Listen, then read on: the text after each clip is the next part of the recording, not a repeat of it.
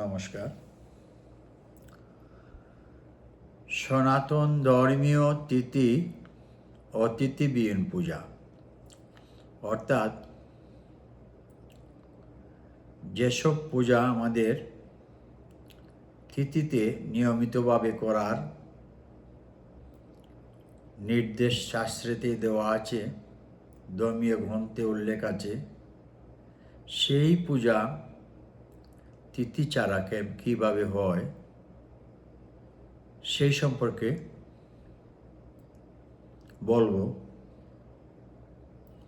প্রথমত আমি মা দুর্গার একটি মন্ত্র এখানে পাঠ করিতেছি।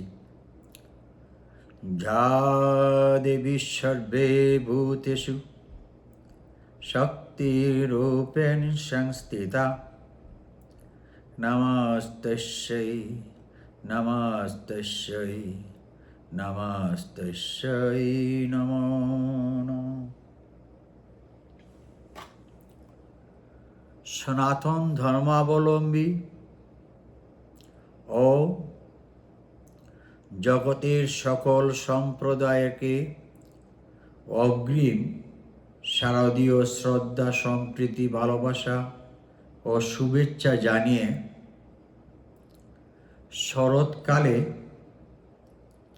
দেবীপক্ষে মা দুর্গা দেবীর পূজা তিথি সম্পর্কে সংক্ষিপ্তভাবে কিছু বলবো। যদি কোনো ভুল ত্রুটি হয় তাহলে আমাকে ক্ষমা সুন্দর দৃষ্টিতে মার্জনা করবেন। আমরা জানি বা আমাদের ধর্মীয় গ্রন্থে নির্দেশনা দেওয়া আছে, লিপিবদ্ধ আছে, শারদীয় দুর্গাপূজা হয় বাংলা সন আশ্বিন মাসে শুক্লপক্ষে ষষ্ঠী তিথি হতে শুরু হয়ে দশমী তিথি পর্যন্ত। অর্থাৎ এই ষষ্ঠী তিথিতে মহাদেবী মা দুর্গা স্বর্গ হতে ধরাধামে আবির্ভূত হন এবং দশমী তিথিতে উনি পুনরায় স্বর্গতে গমন করেন। তাই এই তিথিতেই আমাদের শারদীয় দুর্গাপূজা অনুষ্ঠান হওয়ার নিয়ম, এবং আমরা দেখে আসছি শাস্ত্রেতেও এটি নির্ধারিত আছে। এবং এই দিনটি শ্রী ভগবান রামচন্দ্র মায়ের পূজা দিয়েছিলেন, সেটা বলা হয় অকাল বোধন। যখন রাবণের সঙ্গে যুদ্ধ হয়েছিল সেই সময়তে আমাদের ধর্মাবলম্বী সবাই এই দিনটিকে শরৎকালে পালন করে শারদীয় উৎসব হিসাবে। কিন্তু অনেক দিন যাবৎ আমরা দেখছি আমেরিকাতে বা কোনো কোনো স্থানে এই ধর্মীয়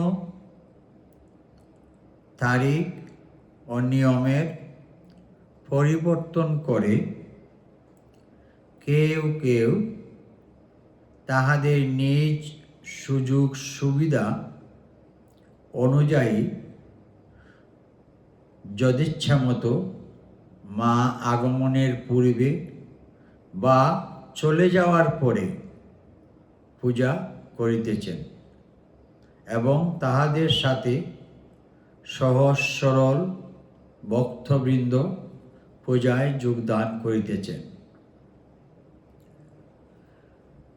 আমার ক্ষুদ্র জ্ঞান দৃষ্টিতে মনে হয় যে এরা সম্পূর্ণরূপে আমাদের ধর্মীয় নিয়ম ও সদাচারের সঙ্গে বিপরীত অসঙ্গতি আচরণ, যাহা মা দুর্গাকে হয়তো অসম্মান করা হয় বলে আমার বিবেকে জাগে, তাই আমি বলতে বাধ্য হলাম। অন্যদিকে পূজায় পুরোহিত মহোদয়গণ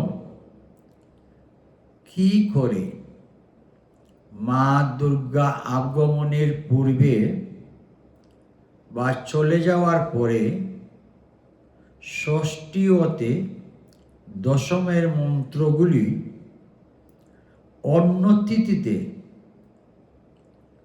পড়েন, কি করে ষষ্ঠীর বোধন অন্য তিথিতে করেন, কি করে মায়ের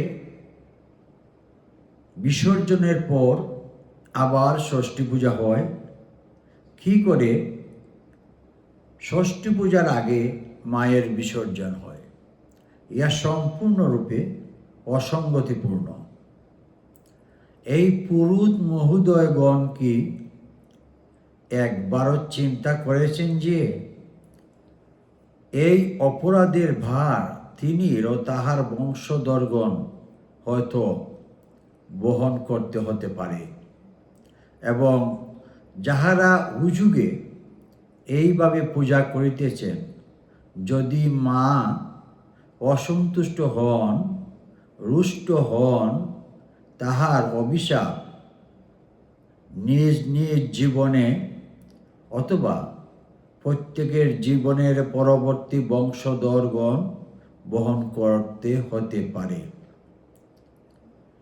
আমি মনে করি